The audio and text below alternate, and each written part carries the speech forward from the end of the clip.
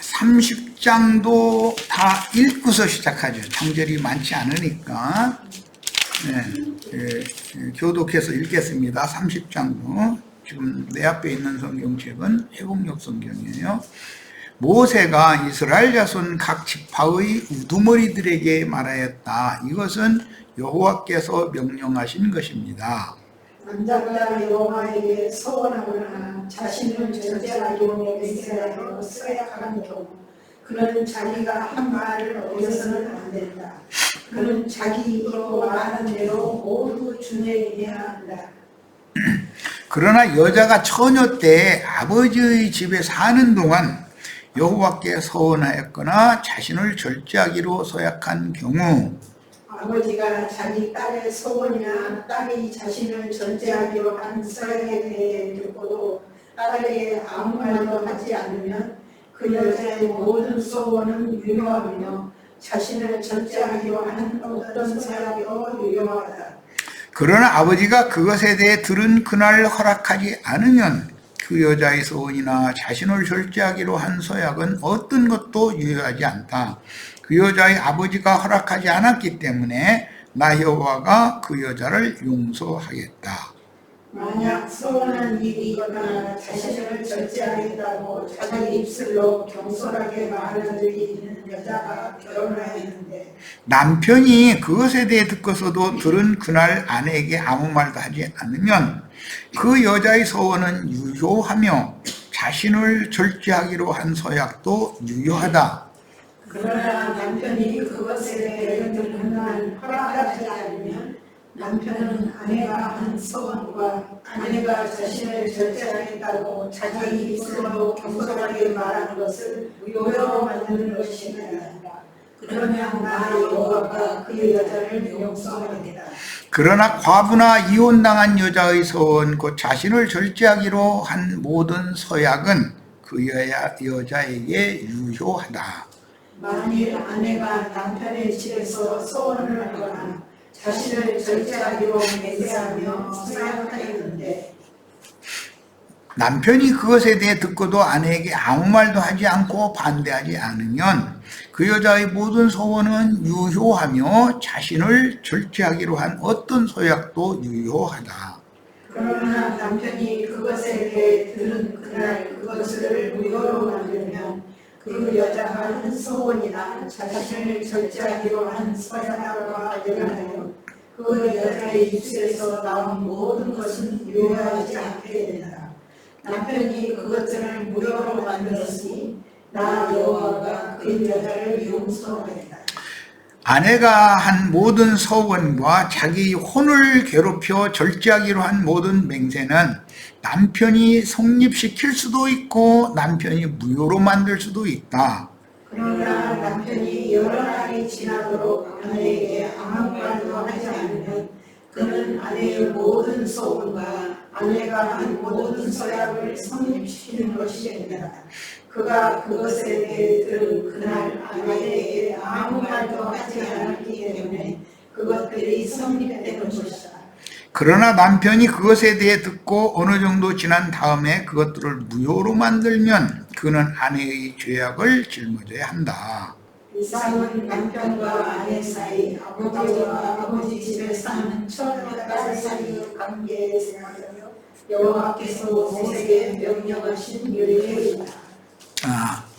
우리는 지금 민수기 6장의 나시린의 율법, 서원율법을 읽고 왔고 민수기 30장의 서원율법을 지금 또 읽었습니다.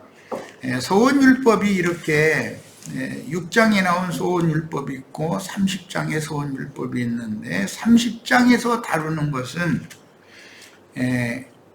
누구의 권위 아래에 있느냐가 아주 중요하게 다뤄지고 있죠. 누구의 머리됨 아래에 있느냐가 중요하게 다뤄지고 있어요. 민수기 6장과 30장에는 서원율법이 기록되었는데 민수기 6장의 나시린의 특별한 서원은 자신을 온전히 그리고 궁극적으로 하나님의 것으로 이건 이제 아주 바친다. 헤렘 하람 율법, 아주 바치는 율법이죠. 그것은 아주 바친다는 것은 죽음으로 주님의 것으로 바치는 것을 말하는 거예요. 이런 특별한 서원이고, 민수기 30장의 남자의 서원 같으면은 그럼 반드시 지켜야 되는 것이고 어기면 안 된다 이렇게 돼 있죠. 남자가 여호와께 서원하거나 자신을 절제하기로 맹세하여서 약했으면 이 말은 일반적으로 주님과 주님의 나라를 위하여 고자 되기를 서원을 했다 그 말이에요. 오로지 주님의 일에만 난 전심하겠습니다. 그랬으면 그건 당연히 지켜야 된다는 거예요. 그러나 이제 아버지의 보호 아래에 있는 결혼하기 이전의 처녀, 그건 뭐 나이가 많고 적고에 상관없이 결혼을 했느냐 안 했느냐로 따지는 거예요. 처녀 딸의 경우에는 아버지가 처녀 딸의 그런 자신을 절제하기로 한 서원 서약을 아버지가 허락을 하면 나 시집 안 갈 거예요. 그렇게 한다고 해서 지멋대로 되는 게 아니라 아버지가 결혼을 해라고 결혼을 시키면 결혼을 해야 된다는 거예요. 여기서 말하는 아버지는 하나님을 상징하는 거예요. 그리고 결혼한 여자의 남편은 예수님, 주 예수. 이제 하나님은 말씀을 말하는 거고 주 예수님은 말씀을 이루기 위하여 보내심을 받은 인자 예수를 상징하는 말이니까 이것은 실제의 하나님이죠. 주님은. 말씀이신 하나님은 사람의 눈으로 보거나 듣거나 만질 수 없는 하나님이잖아요.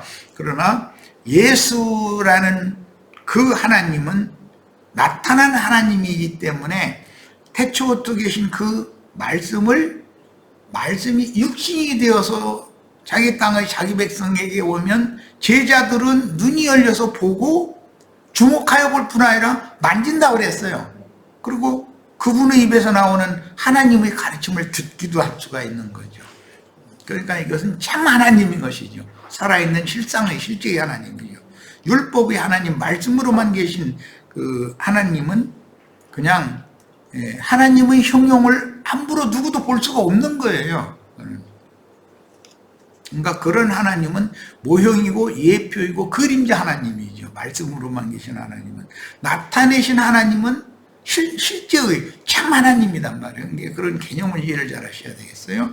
자, 그래서 아버지와 남편의 권위 아래 있다. 시집가기 전의 여자의 경우는 아버지가 나 시집 안 갈 거예요. 아무리 해도 아버지가 어디 좋은 청년 내가 파는 것이 있으니까 너 그 결혼해라 하면 아버지의 명령대로 해야 되는 거예요. 그러나 이제 아버지가 이제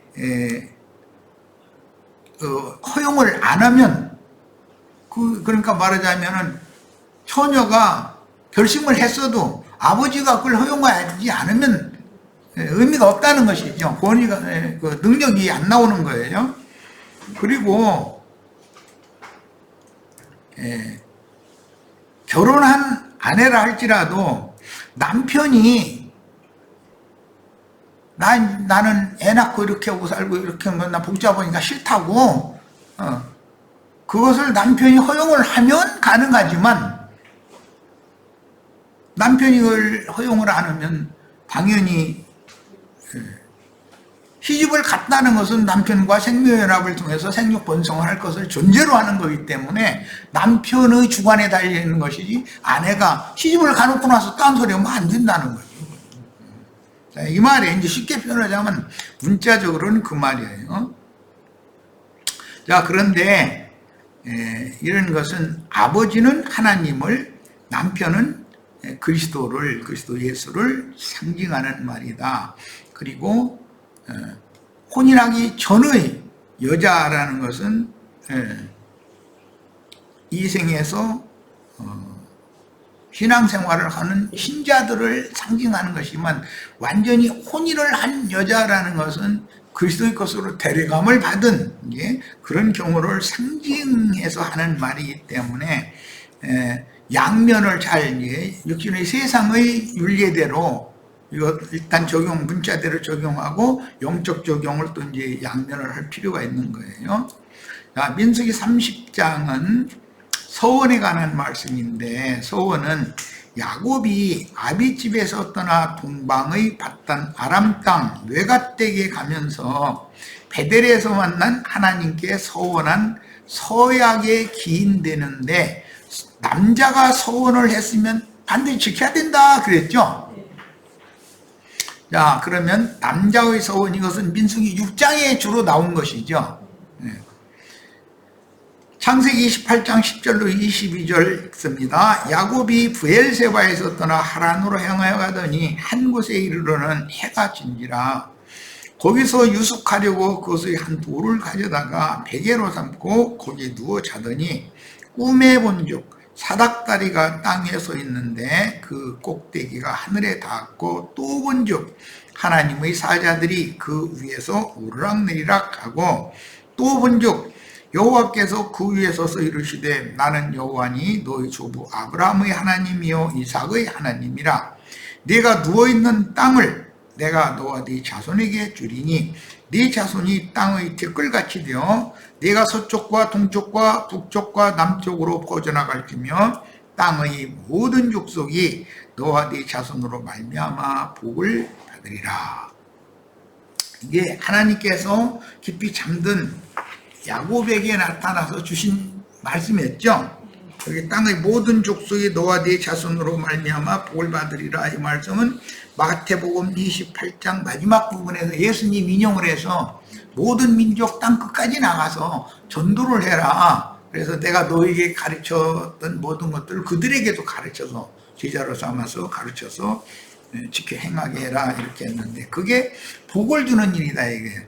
나시린의 율법 그 뒷부분에는 제사장이 복을 빌어주는 말씀이 결론이죠. 그러니까 제사장이라는 건 복음을 전하는 복음의 제사장 직무를 행하는 사람들을 말하는 거니까, 사람들을 얻어서 그리스도의 것으로 이렇게 준비하는 직무를 하는 것이 제사장 직무예요.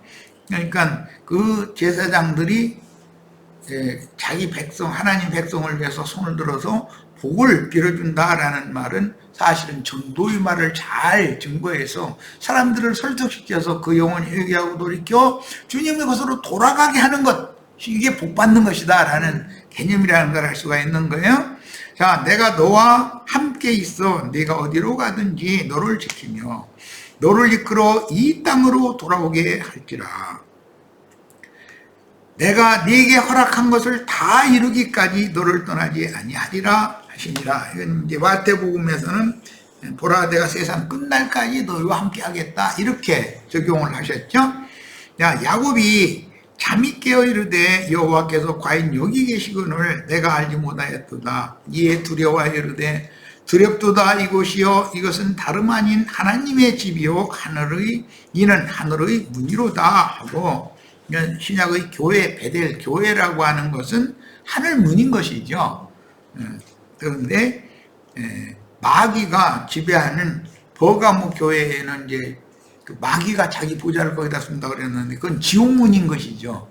하늘문 교회도 있지만 지옥문 교회라는 것이 있는 거죠. 야곱이 아침에 일찍 일어나 베개로 삼았던 돌을 가져다가 기둥으로 세우고 그 위에 기름을 붓고 한 점 빠졌을까? 그곳 이름을 베델이라 했더라. 그 성의 옛 이름은 루스더라. 야곱이 서원하여 이르되, 여기 이제 서원이라는 용어가 최초에 나왔어요. 네델이라는 용어가 좀 나옵니다. 하나님이 나와 함께 계셔서 그의 조부, 그의 아비가 섬기던 하나님이 야곱의 인생에 개입해서 야곱의 인생을 하나님이 함께 사시는 거, 이걸 동행한다고 그러죠. 나와 함께 계셔서, 네, 이제 마태복음 28장에서는 주님께서 보라 내가 세상 끝날까지 너희와 항상 함께 있겠다 이렇게 표현을 하셨어요. 나와 함께 계셔서 내가 가는 이 길에서 나를 지키시고, 내가 가는 이 길에서라는 사실은 결혼을 하러 처녀를 만나러 가는 것이지만 사실은 야곱의 신앙 인생이 지금부터 시작이 되는 얘기인 것이죠. 먹을 떡과 입을 옷을 주시오.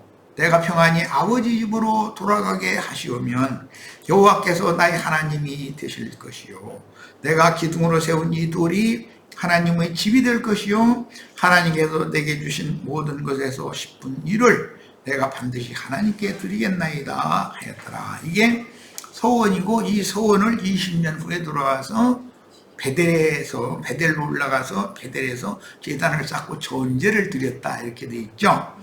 자, 야곱은 동방의 밧단 아람 땅 나홀성에 가서 외사촌들인 그 두 여자 레아와 라헬이 다 외사촌들이죠. 그리고 실바와 빌하는 두 외사촌의 몸종들이었어요. 그녀들의 두 여종을 아내로 취하고 11아들과 한 딸을 얻었으며 돌아오는 길에 베냐민을 마지막으로 낳고 라헬이 죽었죠. 이게 베냐민은 나홀성 출신이 아니죠. 길 노중에서 났었죠. 두 때나 되는 짐승떼를 얻어 20년이 지난 후에 베델로 돌아와 서원을 갚는 제단을 쌓았는데 하나님과 맺은 서원은 반드시 지켜야 하는 율법이 되었습니다. 이 경우는 남자의 서원이죠. 그럼 반드시 지켜야 되는 거죠. 자, 그런데 이제 오늘 30장에서는 주로 여자의 서원을 다룬다. 여자가 혼인하기 전에는 아버지가 결정권을 갖는 것이고 여자가 혼인을 한 후에는 남편이 결정권을 갖는다. 그 내용이죠. 30장은. 이스라엘의 서원법은 약혼의 서약이 가장 중요한데 약혼한 남녀는 기혼중의 부부와 동일하므로 이건 내가 여러 번 증거를 했으니까 셈족의 특징이죠. 일단 어느 청년과 처녀가 약혼을 하면은 아무리 더 좋은 혼처가 나와도 그건 안 되는 일이죠. 그거는. 약혼한 청년이나 처녀는 절대로 그 서원 서약을 저버릴 수 없고 때를 기다려. 우리는 지금 약혼녀 신분이죠. 초막절을 지키는 우리는. 그런데 하나님이 보실 때는 기혼한 부부관계 똑같이 취급한다는 거예요. 혼인한 후에 한 남편과 한 아내로 가정을 이루고 생육하며 번성하라는 분부를 이행해야 하는 혼인이라는 것은 반드시 생육 번성을 해야 하는 책임이 따른다는 거예요. 셈족의 여자니 제일 중요한 거예요. 일단 혼인을 하면 그 집의 가문이 대를 이어줘야 되는 거예요. 아들을 낳아서 대를 이어주지 못하면 서름당해도 할 말이 없어.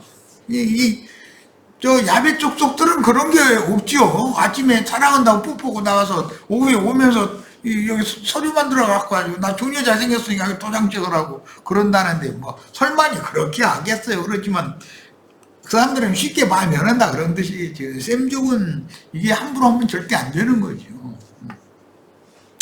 본문에서 서원한 사람은 자기보다 더 큰 권위를 가지고 있는 윗분이 서원한 것을 행하는 것을 허락하지 않을 때는 그 서원은 효력이 없는데 서원은 부모나 남편 등의 위에 계신 분의 권위에 의해 서원 내용을 실행하는 여부가 결정되는 것입니다.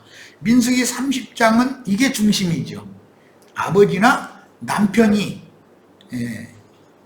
미혼인 딸의 서원이나 또는 혼인한 아내의 서원을 결정을 그 본인이 하는 게 아니다. 아버지나 남편이 한다. 이게 중점이에요. 서원한 사람이 지켜야 할 첫 번째 원칙은 서약한 것을 반드시 지키라는 명령인데 남자의 서원 경우는 반드시 지켜야 되는 것이죠. 그러니까 남자는 자기 자율적으로 나는 주님과 주님 나라를 위해서 보자로 평생을 주님께 온전히 드리겠습니다 했으면 그걸 지켜야 된다는 거예요. 법에. 자, 그뿐만 아니라 하나님의 백성이 하나님께 서원한 것이나 또는 공동체 안에서 서원을 지키지 않을 것을 만약에 허용을 한다면 거짓 맹세가 남용이 되어 큰 불신 사회가 오겠죠. 금방 약속해놓고서 그거 싸우고서 안 지켜버린다면 그거는 사회고 뭐고 간에 뭐 돌아갈 수가 없는 거죠. 그런데 특히 부부관계에서 이것을 안 지킨다면, 약혼한 사이에 이걸 안 지킨다면 그건 말도 안 되는 소리죠. 뭐 우리 셈족의 정신세계에서는 용납이 절대 안 되는 일이죠. 자, 마태복음 5장 33절로 37절. 또 옛사람에게 말한 바 헛맹세를 하지 말고 네 맹세한 것을 주께 지키라 했다는 것을 너희가 들었으나, 그건 이 율법을 말하는 거죠. 오늘 우리가 읽은 나는 너희에게 이르노니 도무지 맹세하지 말지니 하늘로도 하지 말라 이는 하나님의 보좌이며 땅으로도 하지 말라 이는 하나님의 발등상이며 예루살렘으로도 하지 말라 이는 큰 임금의 성읍이며 내 머리로도 하지 말라. 머리로도라는 건 내 목숨 걸고, 이제 목숨 걸고 약속한다는 말 너무 함부로 하면 안 된다는 거죠. 전에 손가락에 장을 짓는다고 어떤 분이 국회의원 얘기했다가 나중에 얼마나 놀림거리가, 손가락은 지금 성어냐 뭐 막 이랬다고 비방하는 소리 내가 들었는데, 말을 함부로 하면 그렇게 되는 거예요. 그게 이는 네가 한토록도 희고 검게 할 수 없음이라 오직 너희 말은 옳다 아니라 하라. 이에서 지나는 것은 악으로부터 나느니라. 그러니까 나는 결정권이 아무것도 없다. 이게 시집가기 전의 처녀든 시집간 아내든 결정권이 없다. 믿는 신자들에게는 모든 결정권이 없다. 하늘 아버지와 주님께 결정권을 맡겨라. 지금 그 말씀을 하신 거지요. 자, 지킬 수 없는 서원, 서약 또는 지키지 않을 서원, 서약을 하나님의 이름이나 예루살렘이나 자신의 목숨을 걸고 분수에 인하는 서원, 서약으로 맹세하는 것은 헛맹세요, 남을 속이기 위한 거짓이라는 의미다. 마귀의 특징은 헛맹세를 너무 쉽게 하는 것이죠.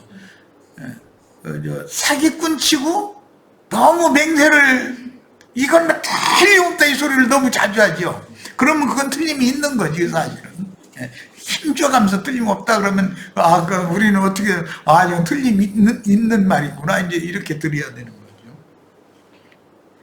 셈족의 아브라함 계보에 속한 히브리인들의 전통적인 여성관의 첫 번째는 미혼 여성으로서 그녀는 보호자인 아버지에게 순종하고 복종해야 하며 혼인하여 가정을 이루면 자신의 보호자인 남편에게 순종하고 복종해야 합니다.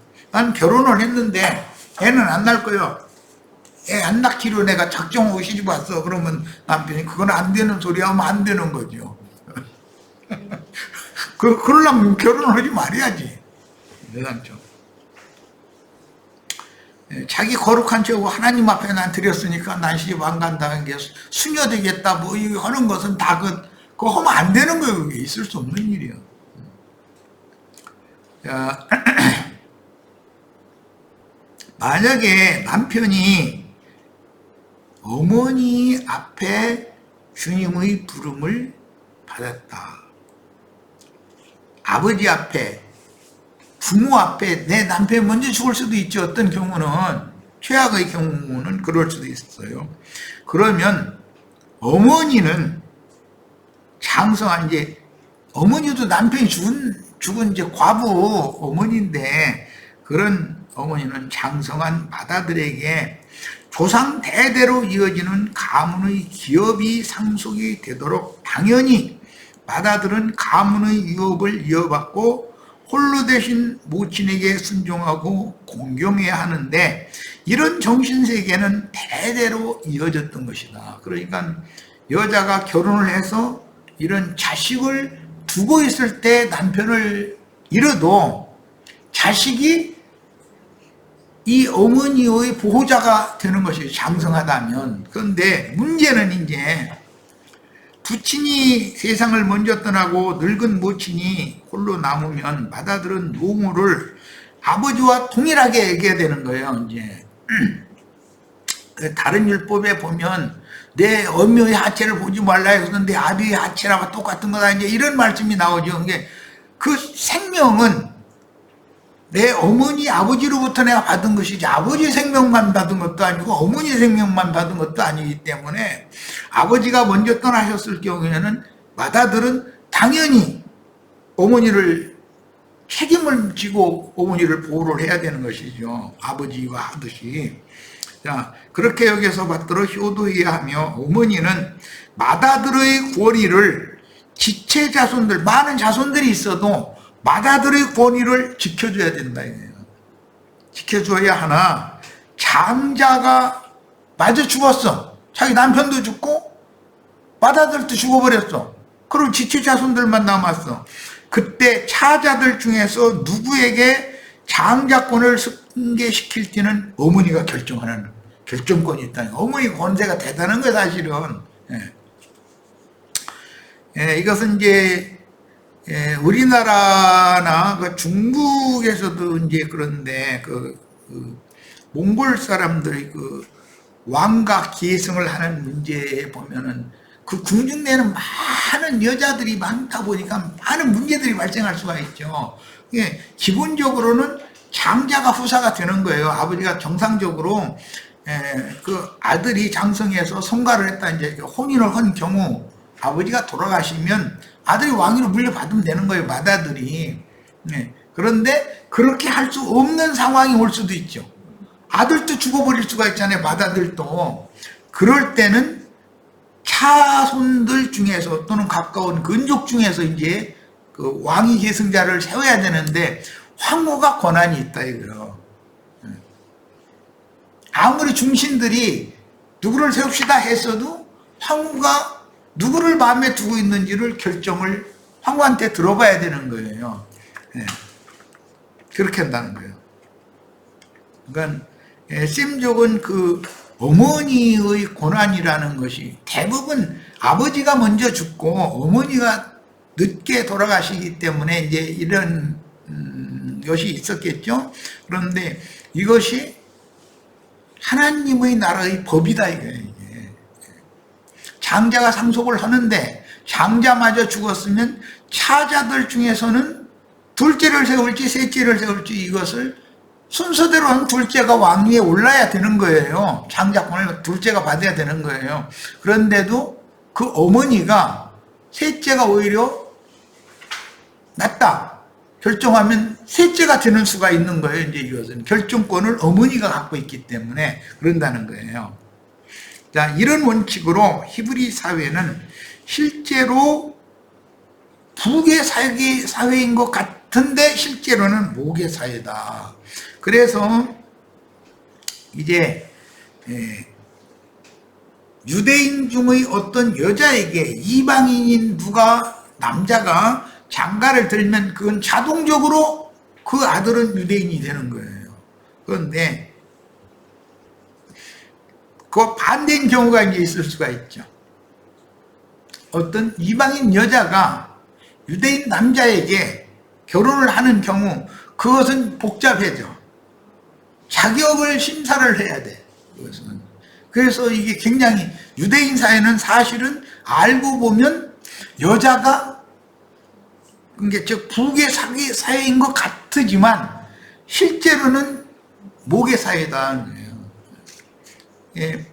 히브리인의 여자에게 이방인이 장가를 들면 그 아들은 자동적으로 히브리인이 되는 거예요. 그런데 히브리인의 남자에게 이방 여자가 시집을 와서 자식을 낳으면 자동적으로 되는 것이 아니고 이제 그 세상 말로 싹수를 봐야 돼.